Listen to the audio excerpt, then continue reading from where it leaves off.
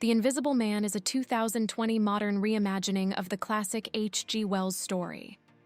It follows Cecilia Cass, who escapes the abusive, controlling grasp of her wealthy boyfriend, optics engineer Adrian Griffin, only to discover he's apparently committed suicide, leaving her a large inheritance.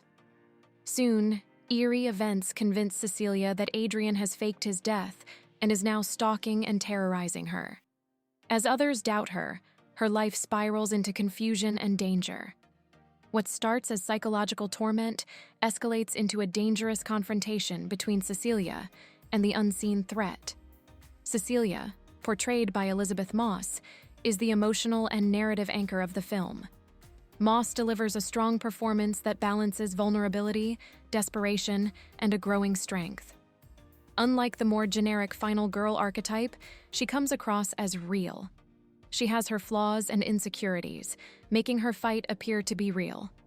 The Invisible Man in this adaptation is different from other incarnations. Without giving away anything if you haven't watched it, the antagonist isn't supernatural. He is extremely intelligent, cunning, and a psychologically abusive individual who always gets what he wants.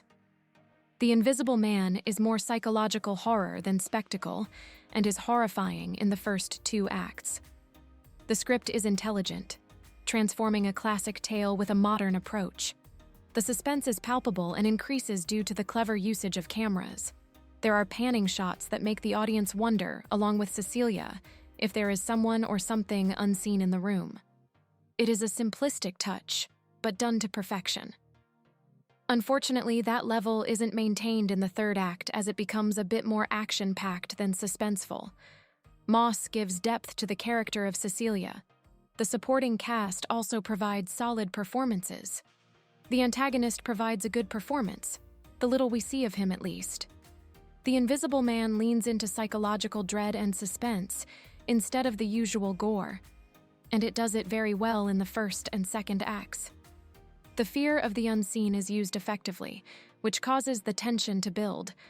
Unlike the usual sound effects used in horror films, The Invisible Man uses small bumps, creaks, and even silence itself to instill fear in Cecilia and the audience.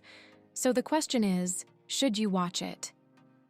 The Invisible Man is a smart, tense, and stylish horror thriller that revitalizes a classic concept for modern audiences. Its strengths lie in Elisabeth Moss's performance, its psychological depth, and the way it uses absence, camera movements, and suggestion as a source of fear. While the shift toward action and some logic stretches may not please every viewer, overall, it delivers suspense and emotional impact rare in revived classic monster stories.